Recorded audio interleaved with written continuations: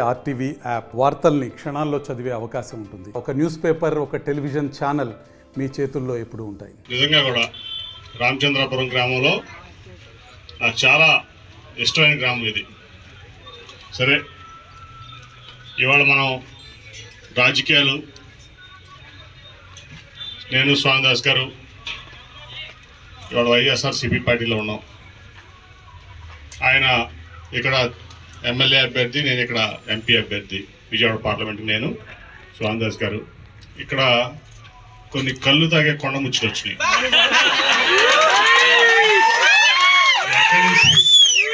ఎక్కడి నుంచి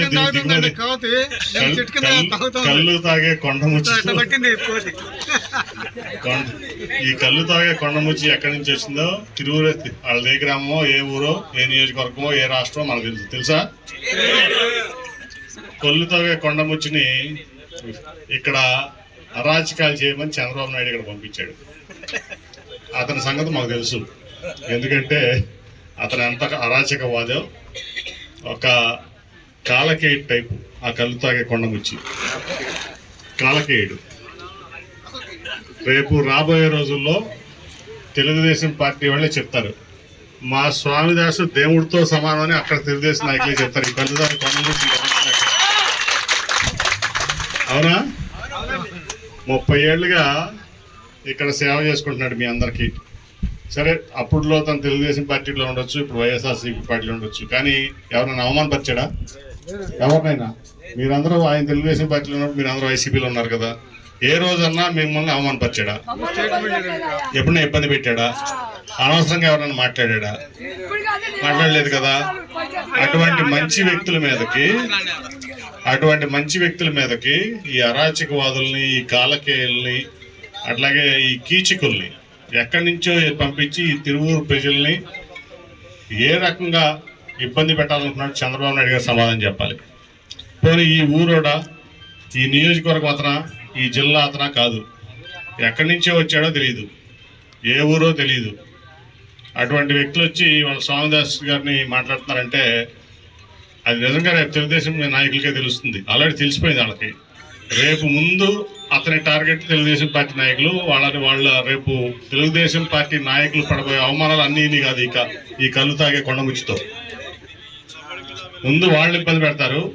తర్వాత నేను చెప్తున్నా, తిరువూరు పట్టణంలో కానీ ఎక్కడ పట్టణంలో కానీ ఇతను మొత్తం మీద నాకు తెలుసు అతను. ఎందుకంటే ఈ అమరావతి ఉద్యమం వచ్చినప్పుడు మొదట చంద్రబాబు నాయుడు గారు నాకే అప్పచెప్పాడు ఇతన్ని. ఒక 3 నెలల తర్వాత ఇతని పరిస్థితి చూసి నేను చంద్రబాబు నాయుడు గారికి చెప్పా, ఇటువంటి అరాచకవాదులు నాకు అప్పచెప్పదు, ఎప్పుడు నేను ఇటువంటి వాళ్ళని భరించను, మీరే ఉంచుకోండి అని చెప్పి ఆయనకి అప్పచెప్పేసి అతన్ని. అమరావతి ఉద్యమం ఇతను వచ్చినప్పుడు ఫస్ట్ 3 నెలలు నాకే అప్పచెప్పాడు చంద్రబాబు నాయుడు గారు పిలిచి. ఇక్కడ మన సచివాలయం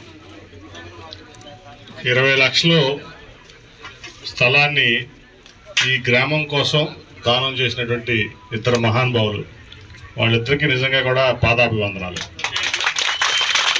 ఎందుకంటే నేను చూశాను, పెద్ద అయినా ఇద్దరు కూడా సర్పంచ్ గారి బంధువులు.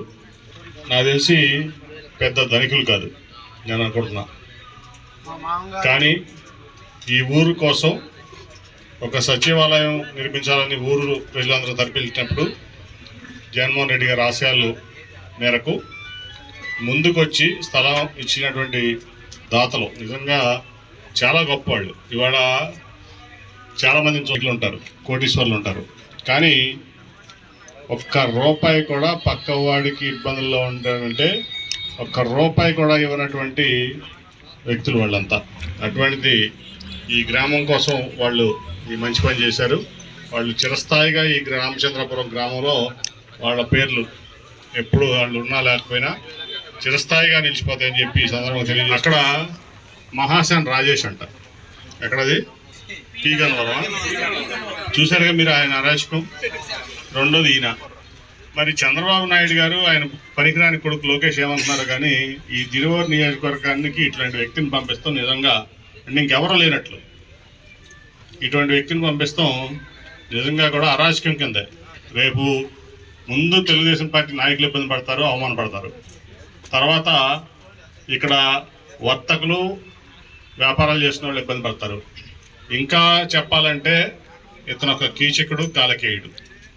దాంట్లో నేను చెప్తున్నా అందరికీ కూడా, పార్టీలకు అతీతంగా అతన్ని ఇక్కడి నుంచి తరిమి కొట్టకపోతే రేపు రాబోయే రోజుల్లో ఈ తిరువూరు నియోజకవర్గ అరాచకం ఉందని చెప్పి మీ అందరికీ తెలియజేస్తున్నా. పార్టీలకు అతీతంగా స్వామిదాస్ గారికి వాళ్ళు నిలబెట్టుకోవాలి. మనం అంత మంచి వ్యక్తి స్వామిదాస్ గారు.